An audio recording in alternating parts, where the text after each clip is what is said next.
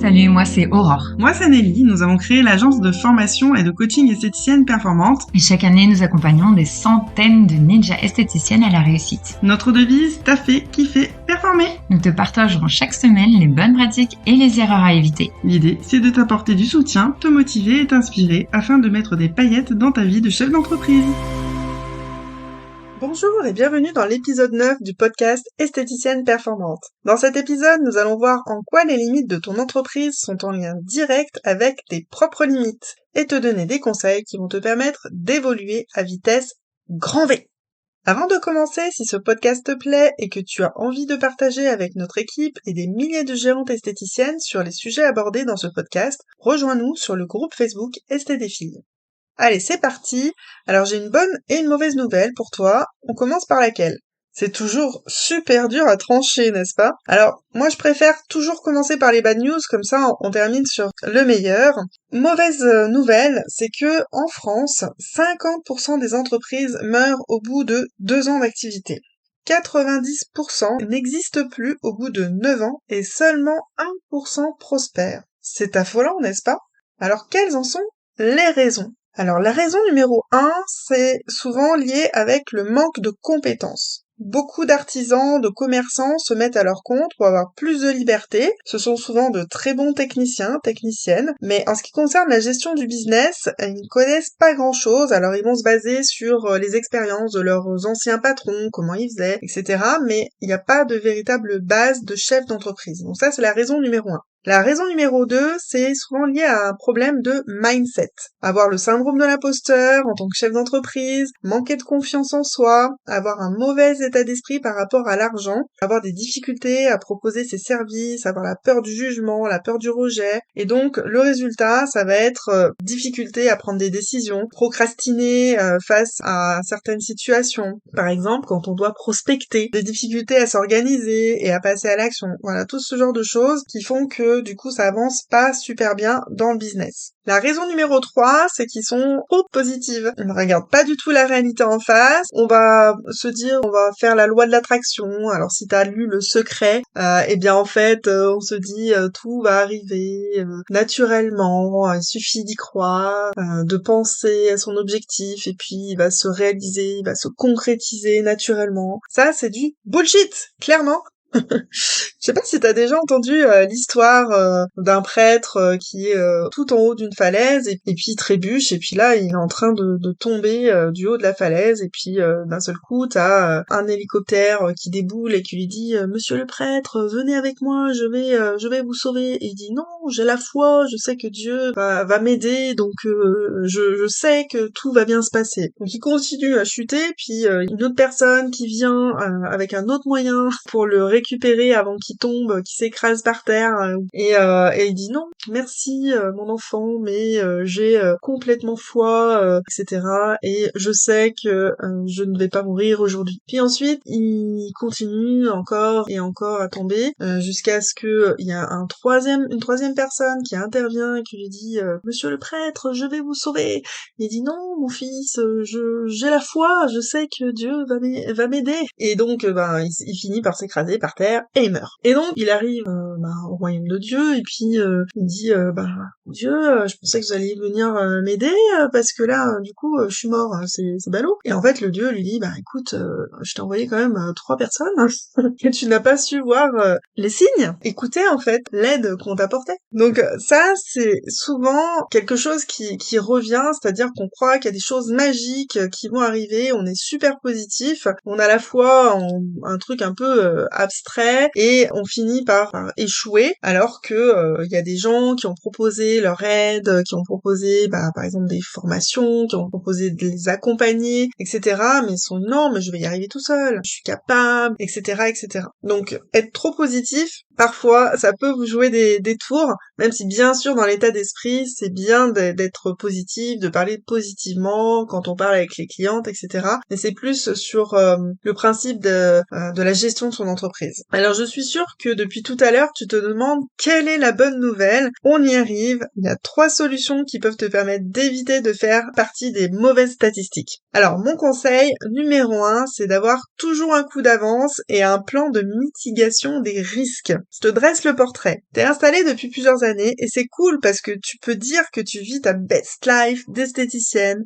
Les clients sont au rendez-vous, tu t'éclates à réaliser des prestations en lien avec tes expertises et tout va pour le mieux jusqu'à ce que tout parte en cacahuète. Une concurrente qui vient s'installer juste en face de chez toi, ça te fait un peu grincer les dents, mais passons. Puis, quelques jours après, ta meilleure cliente t'annonce que son mari est muté et qu'elle revient plus à partir du mois prochain. Mais c'est pas fini. Le super appareil que t'adores et qui t'a coûté une blinde est désormais dans le viseur des médecins esthétiques. Et ils veulent en interdire l'usage aux esthéticiennes. La marque t'annonce que tu ne peux plus l'utiliser et dans la foulée, comme rien n'arrive, tout seul, ton mari t'annonce qu'il a décidé de te quitter. Il manquerait plus qu'un nouveau confinement et ça serait le pompon sur la Garonne. Bien évidemment, tout ça arrive rarement en même temps, mais je sais pas si tu connais la loi des séries. Ça peut quand même arriver. Alors déjà, avoir une vision à court, moyen et long terme, une mission, des valeurs claires, c'est la base et c'est entre autres ça qui te permet d'attirer les bonnes clientes et de vivre de belles journées à l'institut. Mais voilà, ça suffit pas. Je te conseille vivement d'avoir un plan de mitigation des risques, c'est-à-dire d'imaginer toutes les pires choses qui puissent arriver et prévoir un plan B, voire un plan C, au cas où, pour ne pas être désemparé le moment venu pour pouvoir rapidement te retourner. L'idée n'est bien sûr pas de plomber le moral, mais de te faire devenir une vraie chef d'entreprise, une ninja proactive qui sait rebondir et parer à toutes les éventualités. Mon conseil numéro 2, ça va être d'investir en toi plus que de n'importe quoi. C'est-à-dire lire des livres, faire des formations, participer à des séminaires comme ST Power par exemple, aller dans les salons, congrès international des nouvelles esthétiques, etc. Je te vois, tu adores investir dans des produits, dans de la déco, dans des appareils et des accessoires pour innover et surprendre sans cesse tes clientes. Et c'est tout à ton honneur. Ça te permet de garder un avantage sur la concurrence. Mais sache-le, tes concurrentes pourront toujours acheter les mêmes produits, les mêmes appareils. Par contre, ce qu'il y a dans ta personnalité et ton cerveau, elle ne pourra jamais le copier. Que ce soit les formations techniques, celle sur ton expertise et les innovations du secteur. Si elle ne fait pas les formations, elle ne va pas avoir ton expertise. Mais c'est aussi essentiel d'élever ton état d'esprit en travaillant sur ton mindset perso ou pro. Comme je l'ai dit en introduction, ceux qui ont des problèmes de confiance en soi, qui ont tendance à procrastiner, qui ont du mal à prendre des décisions, c'est souvent qu'il y a quelque chose, il y a un blocage à l'intérieur qui fait que ça nous empêche de réaliser les bonnes actions en tant que chef d'entreprise. Donc c'est très important de travailler sur son développement personnel. Et surtout, ce qui va faire la vraie différence, et j'en parlerai dans un prochain podcast, c'est de te former sur les bonnes pratiques en tant qu'entrepreneur et d'éviter les erreurs de chef d'entreprise. Et ça, dans les études, que ce soit en CAP, BP, BTS, on apprend très très peu de choses en ce qui concerne la gestion, le pilotage d'activité et tout ce qui a trait à la communication et au marketing pour une affaire tourne. Donc c'est essentiel aujourd'hui. On est dans une société où on peut plus laisser les choses au hasard. Tu es obligé de te professionnaliser sur la gestion d'entreprise. Mon conseil numéro 3, ne pas rester seul et participer à un groupe mastermind. On est d'accord que tu es la seule à prendre les décisions pour ton entreprise et parfois c'est compliqué car personne ne comprend ce que tu vis au quotidien en tant que chef d'entreprise, même ton chéri ou ta famille, même s'ils essayent de tout cœur de comprendre ce que tu vis, c'est pas forcément le cas. Napoleon Hill a été le premier à en parler dans les 16 lois du succès. C'est vraiment un livre que je te recommande d'ailleurs très très chaudement. Le fait de se retrouver dans un groupe de personnes qui ont les mêmes préoccupations que toi,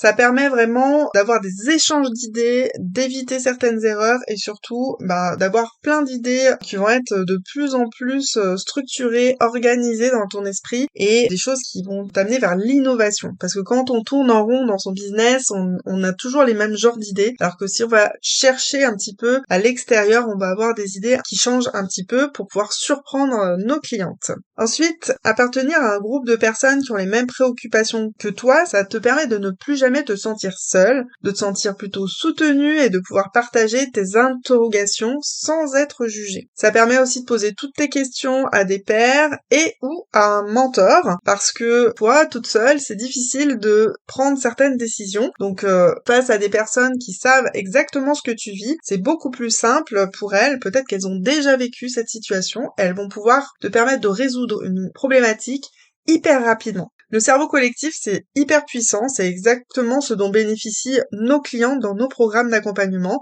comme l'Académie des esthéticiennes performantes et la Ninja Family. Vraiment, c'est ça qui fait qu'elles ont des performances juste incroyables, en dehors de tous les apprentissages, bien sûr, qu'il peut y avoir dans nos formations. Ça te permet aussi de ne pas rester bloqué dans des situations pas possibles pendant des semaines et de trouver des solutions innovantes et du réconfort. Alors, par quoi vas-tu commencer ? En tout cas, avec Aurore, ce sont des conseils que nous appliquons à nous-mêmes. Nous avons déjà investi plus de 150 000 € dans des formations, séminaires, masterminds, et nous ne nous arrêterons pas là. Notre mission est trop importante. Aider un maximum de chefs d'entreprise du monde de l'esthétique et du bien-être à se sentir légitimes, épanouis et à bien gagner leur vie. Justement, dans le prochain épisode, nous allons parler d'un tout nouveau phénomène. C'est celui de l'esthétique à 2 vitesses. Alors prépare-toi et attache ta ceinture parce que ça va sûrement te faire un immense prise de conscience. N'oublie pas de parler de ce podcast à tes consoeurs préférés et à le partager sur tes réseaux sociaux préférés. En attendant, on te souhaite vraiment de passer à l'action dans la bonne direction afin de réaliser des petits comme des grands pas en direction de la vie de tes rêves. À très vite!